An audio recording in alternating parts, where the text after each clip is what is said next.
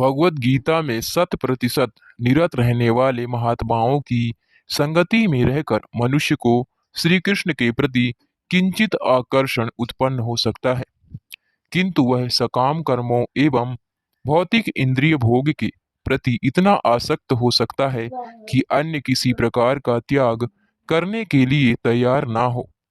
यदि ऐसे व्यक्ति का श्री कृष्ण के प्रति आकर्षण अविचल होता है तो वह भक्ति करने का योग्य पात्र बन जाता है। शुद्ध भक्तों की संगति में श्री कृष्ण भावनामृत के लिए यह आकर्षण सौभाग्य का सूचक है। श्री चैतन्य महाप्रभु ने पुष्टि की है कि प्रामाणिक गुरु तथा श्री कृष्ण दोनों की ही कृपा से केवल भाग्यवान व्यक्तियों को भक्ति का बीज प्राप्त होता है। इस संदर्भ में भगवान श्री कृष्ण श्रीमद् भागवत में 11.20.8 में कहते हैं, हे उद्धव, अति भाग्य से ही कोई मेरे प्रति आकृष्ट होता है। यदि वह सकाम कर्म से पूरी तरह विरक्त ना भी हो या भक्ति के प्रति पूर्ण रूपेण अनुरक्त ना भी हो तो भी ऐसी सेवा तुरंत प्रभाव दिखलाती है। भक्तों की 3 श्रेणियां की जा सकती है।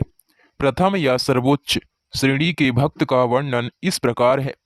वह संबंधित शास्त्रों के अध्ययन तथा इन शास्त्रों के आधार पर तर्क प्रस्तुत करने में अतीव पटु होता है और भक्ति की विधियों पर निर्णयात्मक रूप से विचार कर सकता है।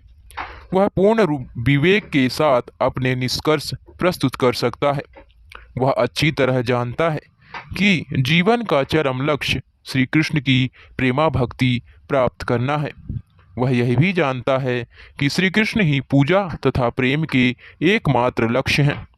प्रथम श्रेणी का भक्त वह यह है जो प्रामाणिक गुरु से प्रशिक्षण पाकर विधि विधानों का कठोरता से पालन कर सकता है और शास्त्रों के अनुसार अपने गुरु की आज्ञा का पालन करता है। इस प्रकार उपदेश देने के लिए पूरी तरह से प्रशिक्षित होकर और स्वयं गुरु बनकर वह प्रथम श्रेणी का भक्त माना जाता है। प्रथम श्रेणी का भक्त कभी भी आचार्यों के नियमों से विचलित नहीं होता और शास्त्रों को युक्ति तथा तर्क समेत समझकर उनमें दृढ़ निष्ठा प्राप्त करता है। जब हम युक्ति तथा तर्कों की बात करते हैं तो हमारा अभिप्राय शास्त्र सम्मत तर्क तथा युक्ति से होता है। प्रथम श्रेणी का भक्त समय का अपव्यय करने वाले शुष्क चिंतन की विधियों में रुचि नहीं दिखाता। दूसरे शब्दों में, जिसने भक्ति के मामले में प्रौढ़ संकल्प कर लिया है उसे प्रथम श्रेणी का भक्त माना जा सकता है। द्वितीय श्रेणी के भक्त के निम्नलिखित लक्षण बतलाए गए हैं। वह शास्त्रों के बल पर तर्क करने में अति निपुण नहीं होता, अपितु उसे अपने लक्ष्य में दृढ़ विश्वास रहता है। इस विवरण का तात्पर्य यह है कि द्वितीय श्रेणी के भक्त को श्री कृष्ण भक्ति की विधि में दृढ़ विश्वास रहता है, किंतु कभी कभी अपने विपक्षी को शास्त्रों के बल पर अपने तर्क तथा निर्णय देने में वह असफल हो सकता है, तो भी अपने भीतर अपने इस निर्णय के प्रति वह निर्भीक रहता है कि श्री कृष्ण पूजा के चरम लक्ष्य हैं। नवदीक्षित या द्वितीय तृतीय श्रेणी का भक्त वह है जिसका ना तो विश्वास प्रबल होता है और ना ही शास्त्रों के निर्णयों को मानता है। नवदीक्षित का विश्वास उससे प्रबल तर्क करने वाले के द्वारा या विपरीत निर्णय के द्वारा बदला जा सकता है। द्वितीय श्रेणी के भक्त से इसकी भिन्नता यह है कि नवदीक्षित को अपने लक्ष्य में दृढ़ निष्ठा नहीं होती, जबकि द्वितीय श्रेणी का भक्त शास्त्रों से तर्क तथा प्रमाण प्रस्तुत न कर पाने पर भी अपने लक्ष्य में पूरी निष्ठा बनाए रखता है। इसी कारण वह नवदीक्षित कहलाता है। भगवत गीता में नवसिखिए भक्त का आगे भी वर्गीकरण हुआ है। उसमें कहा गया है कि 4 प्रकार के लोग भक्ति शुरू करते हैं और अपनी अपनी तुष्टि के लिए भगवान के पास आते हैं। ये 4 प्रकार के लोग हैं: अर्थार्थी, जिज्ञासु तथा ज्ञानी। ऐसे लोग किसी पूजा स्थल पर जाते हैं और भौतिक क्लेश के निवारण या आर्थिक विकास अथवा अपनी जिज्ञासा की तुष्टि के लिए ईश्वर से प्रार्थना करते हैं।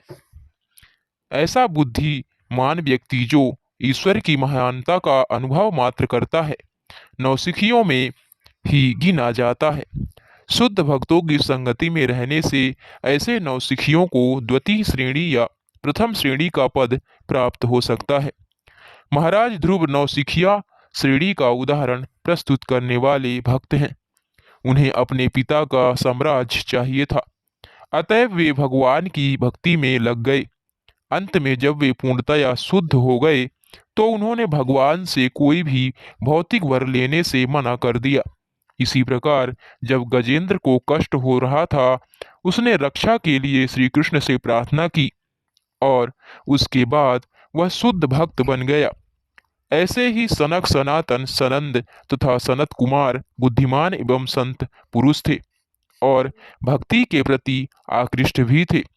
ऐसी ही घटना नैमिषारण्य की सभा में हुई, जिसमें शौनक ऋषि प्रमुख थे। वे सभी जिज्ञासु थे और सूत गोस्वामी से श्री कृष्ण के विषय में निरंतर जिज्ञासा करते रहते थे। इस प्रकार वे शुद्ध भक्त की संगति पाकर स्वयं शुद्ध भक्त बन गए। अपने को ऊपर उठाने की विधि यही है। कोई चाहे कैसी भी स्थिति में क्यों ना हो, यदि सौभाग्य से उसे शुद्ध भक्तों की संगति प्राप्त हो जाती है तो वह तुरंत द्वितीय श्रेणी या प्रथम श्रेणी के पद तक उठ जाता है। भगवत गीता के 7वें अध्याय में इन चारों प्रकार के भक्तों का वर्णन हुआ है और इन सबों को पवित्र माना गया है। पवित्र हुए बिना कोई भक्ति को प्राप्त नहीं हो सकता। भगवत गीता में यह बतलाया गया है कि जो निरंतर पवित्र कर्म करता है और जिसके पाप को फल क्षय हो चुके हैं यानी खत्म हो चुके हैं, वही श्री कृष्ण भावनामृत को प्राप्त हो सकता है, अन्य कोई नहीं। नौसिखियों को उनके पवित्र कार्यों की श्रेणी के अनुसार 4 वर्गों में बांटा गया है। आर्त अर्थार्थी, जिज्ञासु तथा ज्ञानी। पवित्र कर्मों के बिना आर्त व्यक्ति नास्तिक, साम्यवादी या इसी तरह का कुछ और बन सकता है, क्योंकि उसे ईश्वर में दृढ़ विश्वास नहीं होता। अतएव वह सोचता है कि ईश्वर में पूर्णतया अविश्वास करके वह अपनी आर्त स्थिति को संतुलित कर सकता है। किंतु भगवान श्री कृष्ण ने गीता में बतलाया है कि इन 4 प्रकार के नौसिखियों में जो ज्ञानी है वह उन्हें अत्यंत प्रिय होता है, क्योंकि यदि ज्ञानी व्यक्ति श्री कृष्ण के प्रति अनुरक्त होता है तो वह बदले में भौतिक लाभ नहीं चाहता। ज्ञानी पुरुष श्री कृष्ण के प्रति अनुरक्त होने पर बदले में उनसे कुछ नहीं मांगता, ना तो दुख से छुटकारा, ना धन की प्राप्ति। इसका अर्थ है कि प्रारंभ से ही श्री कृष्ण के प्रति अनुरक्ति का उसका मूल ध्येय न्यूनाधिक प्रेम रहता है। इसके अतिरिक्त वह अपने ज्ञान तथा शास्त्र अध्ययन से यह समझ सकता है कि श्री कृष्ण भगवान हैं